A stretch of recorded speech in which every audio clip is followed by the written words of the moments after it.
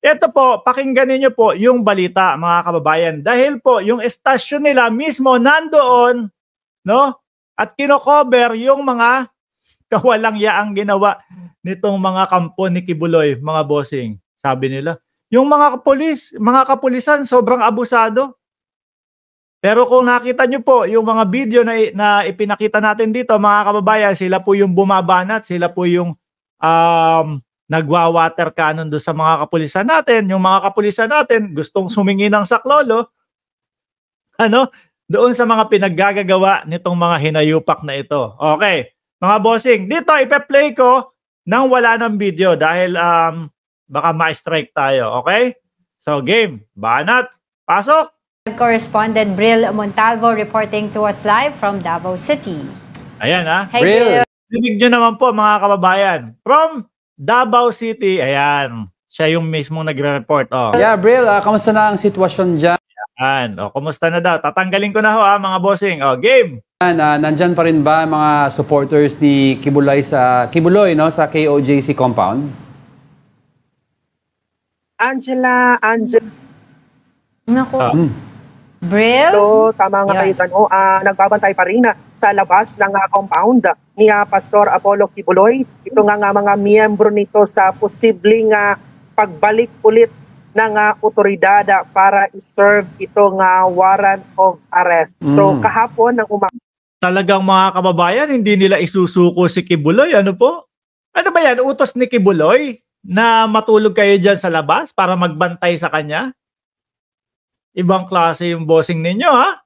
Kasi mga kababayan, ang nakikita ko dito, walang pagmamalasakit din tong si Kibuloy doon sa kanyang mga sa mga alipores Walang pagmamalasakit si Kibuloy doon sa kanyang mga mga kampon, mga bossing, doon sa mga fans niya. Sinasamantala niya.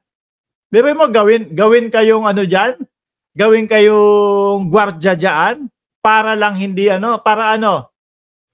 para hindi lang mahuli si Kibuloy. Samantalang ano ba ginagawa ng mga kapulisan dyan?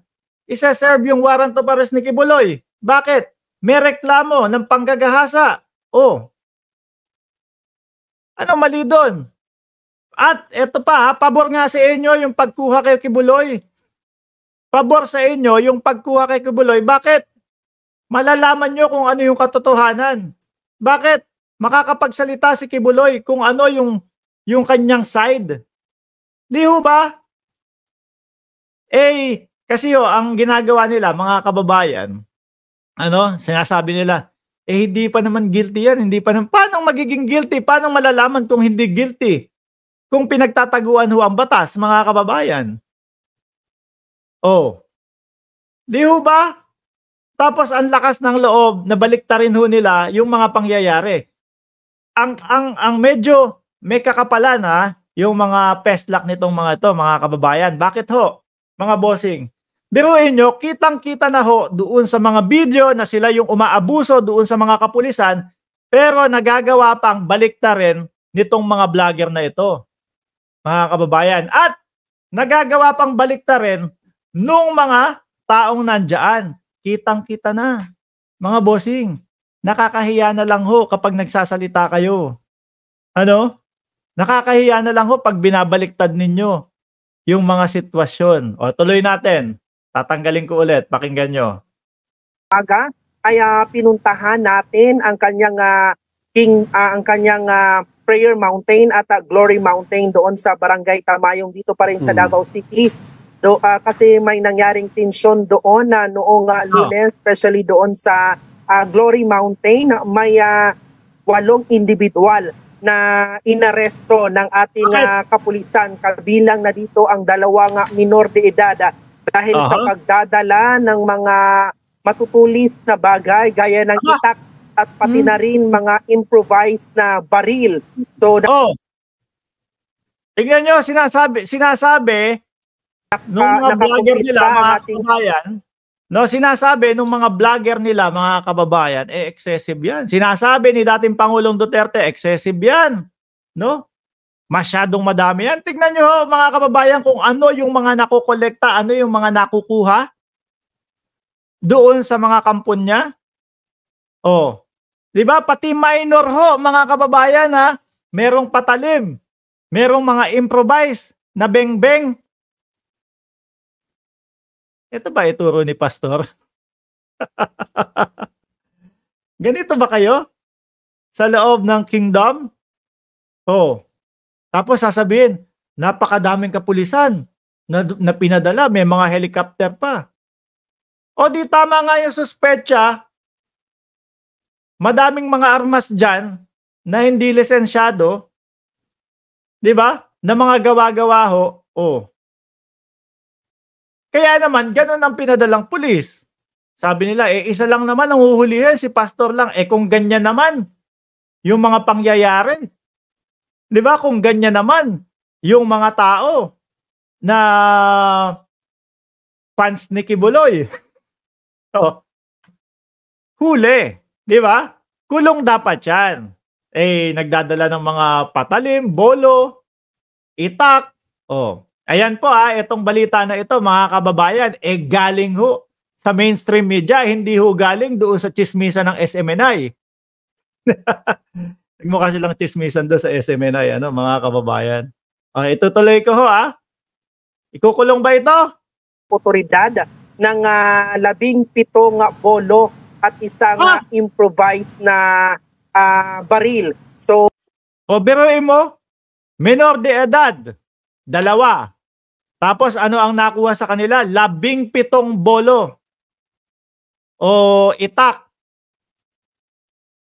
Ibang klase talaga itong mga bataan ni Kibuloy, mga bossing. Tapos pagdating po sa pagbabalita doon sa SMNI, pa-victim. Pagdating ho doon sa pagbabalita sa SMNI, yung mga kabataan daw po, na-trauma. Nagsisisigaw na lang ho daw bigla.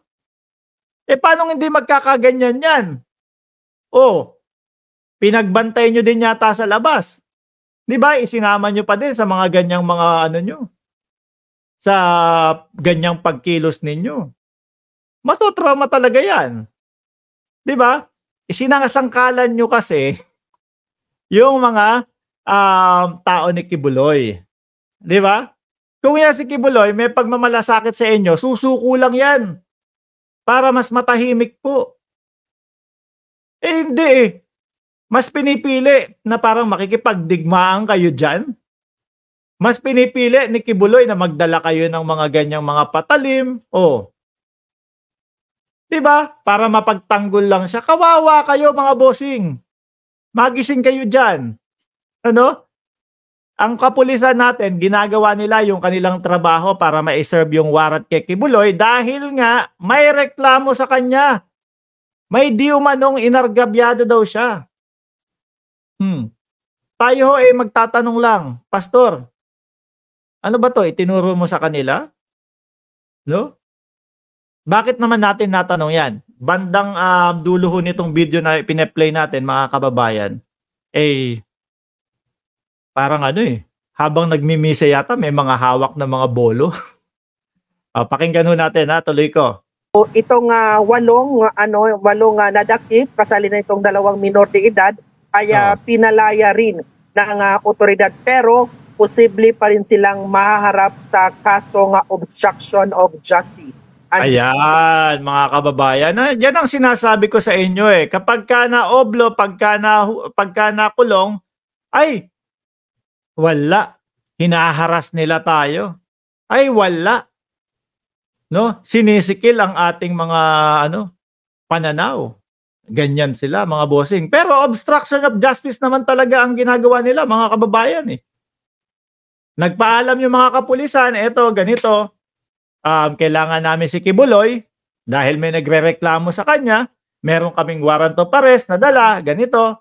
O ano ginawa nila? Binomba nila ng tubig. Binomba nila ng kung ano-ano, yung mga kapulisan, hinahataw nila. Inakyat pa nila doon sa truck. Di ba? Tama po ba na ang sinasabi nila excessive yung pagpapadala ng tao o excessive din yung naging mga sagot nila, mga kababayan, doon sa mga kapulisan? Pero mo, tumayo lang yung mga kapulisan doon. Kaya nga hindi nakuha si Kibuloy